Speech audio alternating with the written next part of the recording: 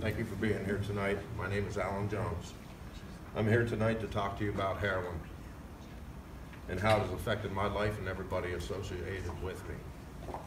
Through my involvement with the coalition, I found it is an all too real scenario for other families. If you haven't been affected in any way by this epidemic, then you most likely will in the future. This epidemic affects all walks of life and does not discriminate economically, socially, or in any way at all. The picture you see behind me is my son, AJ. AJ overdosed and died 6 months ago on October 20th, 2017. AJ had been clean from heroin for 1.5 years. In that time, I saw my true son and how he was so full of life, giving me pride and an overwhelming feeling of happiness. Now, my feelings and pride have turned to grief and true sense of humility. No parent should ever lose a child, especially to heroin. I thank God for the time that I had.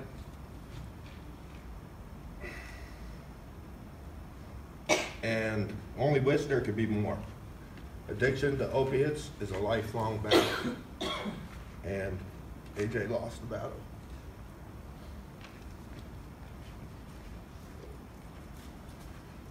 The phone call came that I never expected. I was blindsided the same way I've been blindsided by heroin addiction itself. AJ was not only clean, but also doing very well in his sobriety and moving forward and attaining every goal he set out to do. AJ was artistic, compassionate, and a truly loving son and father. There are endless barriers that an addict has to overcome, especially against predatory type dealers. Once a dealer realizes the addict is in recovery and doing well, they repeatedly contact the addict and try to lure them back into their grasp. Therefore, phone numbers from the past as well as previous contacts made with these dealers need to be deleted. No ifs, ands, or buts. My son can never be brought back. By being here, I give his death some sort of meaning and purpose, and if by being here I can save one life, then I fulfilled part of a promise. No one should have to go through the pain my family has endured. I made this promise to my son while holding his lifeless body in my arms. The whole vision and situation was horrific. Picture this. AJ's 7-year-old daughter, beautiful and innocent little girl, found him dead when she woke up beside him to get ready for school. Listen, people, addiction to heroin does not discriminate. I believe that early prevention, awareness to legal activity, and recognizing the behavior changes associated with opiate addiction are key. You will be completely blindsided when it hits your life. Some mistakes that I feel that I have made, I notice more upbeat behavior than normal. It almost always starts with the pills. I notice prolonged sleeping during the day. I notice friends that I never saw before. I notice weight loss to extreme periods of looking really sick. I've noticed things missing from the home. It is a progression of events, and you will not even know your own children. There are just a few I recall.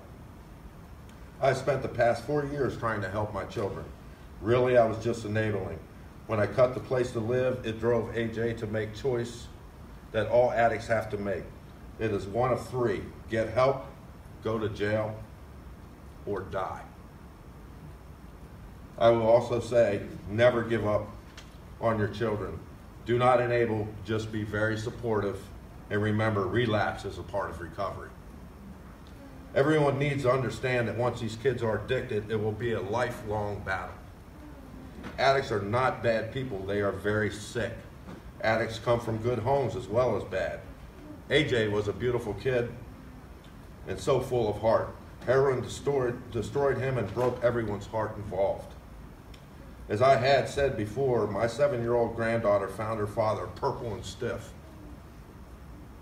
That is heartbreaking.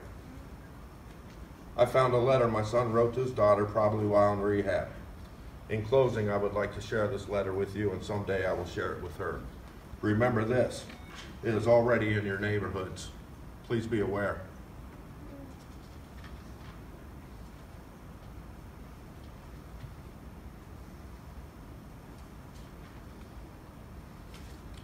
God, where do I begin?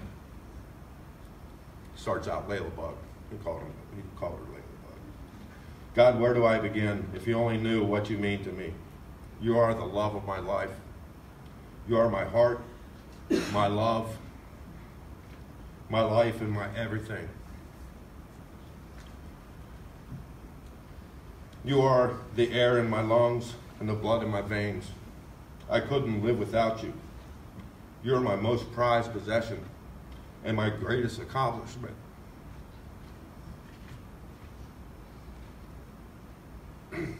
God, if you only knew how much I love you. Yet I feel like I have done the most damage to you, and it is the deepest pain I bear. From the deepest part of my soul, it kills me to think of the devastation I've caused and will be the cause of in your future. You deserve a better father, a stronger protector, and more loving caregiver. Thank God you have the mother you do. I've taken time from you, a family from you, love, joy, experiences from your childhood that you can never get back. I pray it's not too late for me to pave a better road for you. You deserve the world. I just hope I can give it to you. I can't change the past. All I can do is control the present. So you do have a better future. I love you with everything I have and pray for your forgiveness.